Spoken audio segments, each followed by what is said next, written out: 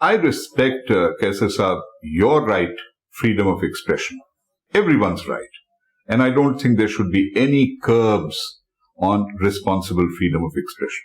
But if that freedom uses half-truths, quarter-truths, and no truths, then it is my humble duty to respond.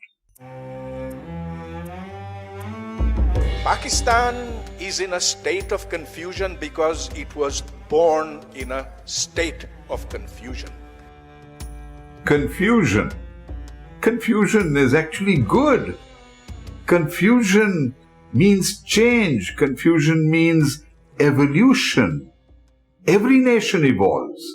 The United States in the late 18th century had a declaration which said all men are created equal. Equal? The Afro-American blacks were never equal. The Native Americans were never equal.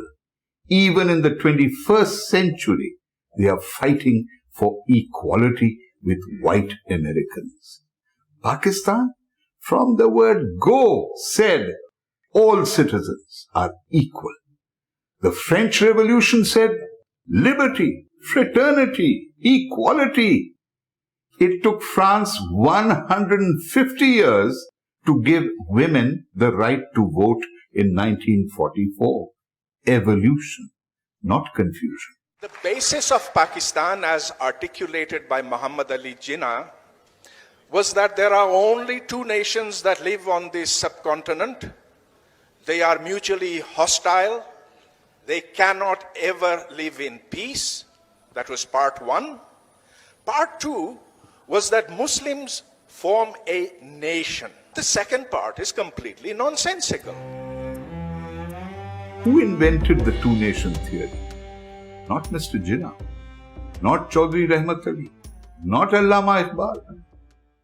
The Arya Samaj, an exclusive Hindu organization, was set up in 1875. The Hindu Mahasabha was set up in 1915. The RSS was set up in 1925. Mr. Jinnah was acknowledged as the ambassador of Hindu-Muslim unity. But when even Mr. Gandhi introduced religion into politics, when all these people started talking about Hindu Rashtra, that the whole nation should be the Hindu nation, Allama Iqbal, Chaudhry Rahmat Ali, and finally Mr. Jinnah were obliged to say no. Within this region live two nations. There are other nations, but the two major nations are the Muslim nation and the Hindu nation. Because we have different beliefs, we have different heroes, we have different diets, we have different customs and cultures, which doesn't mean that the two-nation theory promoted hatred against Hindus. Never. Mr. Jinnah was a man who believed in peace and non-violence. He never wrote a single research paper. He never wrote an essay. Mr. Jinnah was a political leader. He was a statesman. He created a new nation. He created a new nation state. He changed the map of the world. He was not a professor or a lecturer who was supposed to write an essay or write a research paper. If that is what you wanted him to be, fine.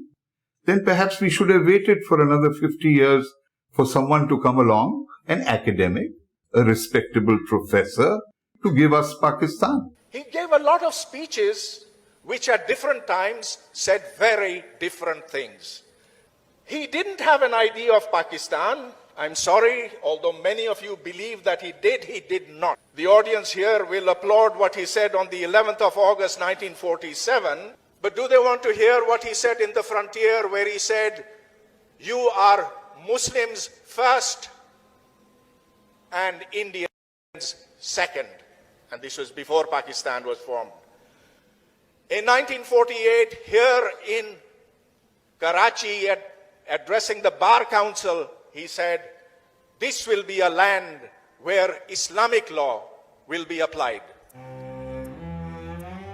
What he said on the 11th of August is not contradicted by what he said in 1945 or 1948.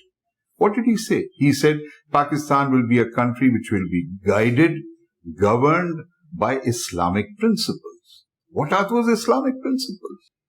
Look at Surah Al-Baqarah, ayat number 62. The same ayat comes as ayat number 65 in Surah Al-Ma'idah. What does God tell us? He says, whether you be Muslims, Christians, Jews, any other faith, as long as you do good and believe in the day of judgment, you have no fear. So the ayat was actually endorsing pluralism, democracy, participation. There was no contradiction between what he said on the 11th of August and all his other pronouncements. How would Pakistan survive in a world where science and technology is what makes countries strong? He had no plans for that. Yes, sir, if you look through the speeches and statements of Mr. Jinnah, you will find an extraordinary focus on literacy, on education, being the basis for development. He went out of his way to encourage women to achieve education. He stressed this to civil service officers. He said it to armed forces officials. Education, science and technology is part of that process. So to dismiss all his utterances and to assume that he never made any plans for science and technology, perhaps you're right. He should have sat down and written out 5-year plans even before he had created the country. Today, we do not need an ideology for Pakistan. Countries survive without ideologies. Every country is inspired by a set of principles, dreams, aspirations. That is what we call ideology. And we are proud that Islam has given us the elements of an ideology, which doesn't mean we don't respect non-Muslims. They are also equally entitled to all the protections of that ideology. Historic countries like China, which have been there for thousands of years, China needs an ideology. Whether it was the original communism or today's communism, needs an ideology. The United States has an ideology. They call it the Constitution. In 1971, when the two-nation theory went into the Bay of Bengal. After breaking away from the state of Pakistan, did Bangladesh go back into West Bengal? Did it say, now we want to be re-merged with India because religion is no longer the basis for us? Today, Bangladesh remains proudly Muslim, predominantly Muslim Bangladesh. Muslim Bangladeshi nationalism is the foundation of Bangladesh. So the two-nation theory today is beautifully alive and well. We mistreated the Bengalis. We thought of them as lesser people. We exploited them, and then we massacred them. The massacres that occurred, in which thousands of Bengali brethren were killed, was unpardonable. Should we forget?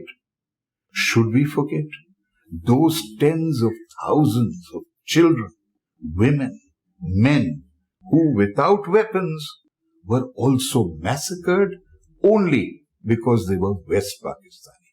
Should we forget?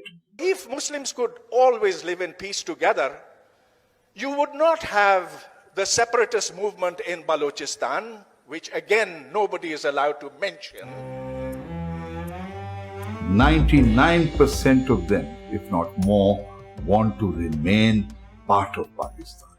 They want the fulfillment of their rights, which we owe to them, make all possible effort to make sure they obtain their due rights. We launched a new book on Balochistan, self-critical, by a serving Major General of the Pakistan Army. So there is no restriction on freedom of expression on Balochistan. As for a secessionist movement, this is a problem many nation states face. States in northeast India have been wanting to secede.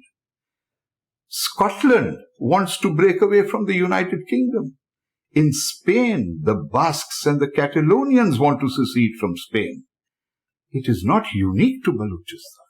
It is a challenge for us to reconcile and to give them their due rights. And everyone wants that to be settled peacefully. What we need is a Pakistan that is built upon common interests of the people of Pakistan, which must include the Baloch, the Sindhis, the Pathans, the Punjabis, the Gilgitis, Baltistanis, everyone.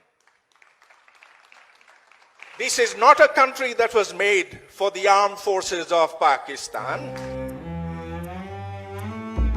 To single out the armed forces, which have played a major role in our history, and sometimes that role has not been what the armed forces should have done. For example, coming into the political sphere, the armed forces should not have done it, but that is part of our history. And in the political sphere, particularly after the 18th Amendment, we have enormous provincial autonomy levels unprecedented in our history. So therefore, the concept of participation through regular elections, through democracy, is now a part of the Pakistani political psyche. And merely the existence of the army does not negate that. We are a very democratic people. Throughout the year, there are elections for bar associations, teachers associations, doctors, architects, engineers, chambers of commerce, private clubs. People of Pakistan love democracy from the word go, despite 4 military interventions. So we are coexisting between the army and the civil. There has to be a balanced relationship, which I hope we will evolve in the years to come.